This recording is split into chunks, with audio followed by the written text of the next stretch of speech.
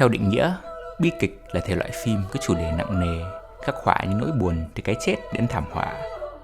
Nhưng giữa dòng bi kịch luôn tồn tại một khả năng rằng điều gì đó nực cười sẽ xảy ra. Nhiều câu chuyện bi kịch nhất lại thường có tiềm năng trở nên hài hước nhất, và chúng được gọi là bi hài kịch. Hãy cùng tìm hiểu những sắc thái đa dạng của thể loại này với chuyện bổng ngô, và trải nghiệm điệu nhảy giữa nỗi buồn sầu và cái gây cười. Bi hài kịch đơn giản là khi bộ phim buồn và vui cùng lúc. Nó cân bằng những giây phút hài hước khiến khán giả bật cười, và bi kịch làm ta rơi lệ. Ví dụ, trong Hỷ Yến của đạo diễn Lý An, một chàng trai đồng tính người Đài Loan đang sống hạnh phúc với bạn trai tại Mỹ, rơi vào tình huống giờ khóc giờ cười khi anh phải sắp xếp cuộc hôn nhân vụ lợi với một cô gái để thỏa mãn hai bậc sinh thành. Hài kịch có phần quá đà ở nửa đầu phim, chế nhạo nghi lễ đám cưới rườm rà và khoảng cách thế hệ, để khán giả tìm hiểu và đồng cảm với nhân vật. Nó cũng làm tăng kịch tính khi mọi chuyện vỡ lở ở nửa sau phim, tô đậm thêm bi kịch khi người mẹ phát hiện ra sự lừa dối của người con trai, hay khi những mối quan hệ của nhân vật chính trên bờ vực rạn nứt. Tất cả dẫn dắt đến một cái kết buồn vui lẫn lộn, khi mọi thành viên trong gia đình rốt cuộc đã thành thực và hiểu nhau, chỉ là không theo cái cách mà họ mong đợi. Không quá nghiêm trọng, không quá tầm phào, bi hài kịch sướng lên một hợp âm hoàn hảo cho khán giả đương đại, những người tìm kiếm ý nghĩa và sự sâu sắc cho những bộ phim tưởng chừng chỉ mang tính giải trí.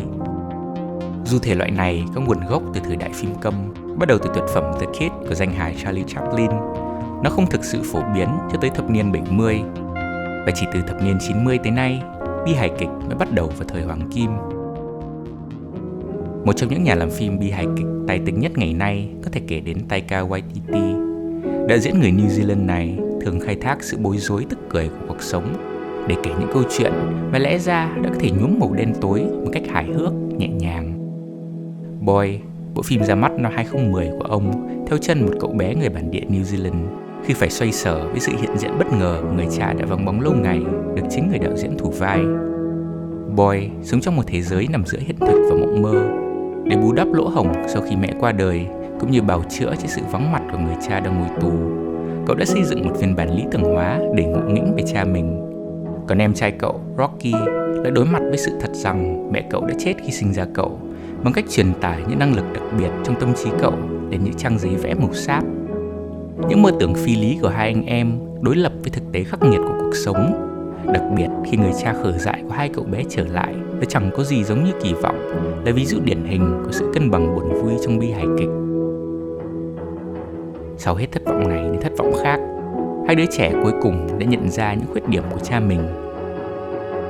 Thế nhưng Boy không phải một bi kịch, mà là một câu chuyện về tình yêu vô điều kiện, về những thất vọng trên hành trình trưởng thành, về sự chấp nhận và cuối cùng là tha thứ. Một câu chuyện hết sức nhân văn. Không giống như thế giới được dựng lên trong phim, nơi mọi thứ được xác định rõ ràng và phân loại thành hài kịch hay bi kịch, đời thực không mấy khi như giấy trắng mực đen. Vì vậy, không khó hiểu khi những bộ phim pha trộn hai yếu tố này lại chân thực như vậy, bởi đó là một cách kể chuyện thực tế, làm nổi bật cả phẩm chất và thiếu sót của bản chất con người. Tất cả những điều trên chỉ có thể phản ánh phần rất nhỏ về sự phức tạp tinh vi của cuộc sống.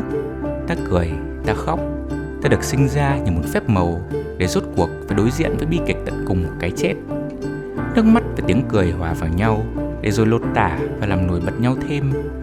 Ta buồn vì chuyện thật và buồn cười cũng vì chuyện thật. Như Mark Twain đã từng nói, không một cuộc sống nào là vô vị, không thể tồn tại một thứ như vậy. Bên trong vỏ bọc mờ nhạt nhất sẽ có một vở kịch, một hài kịch và một bi kịch.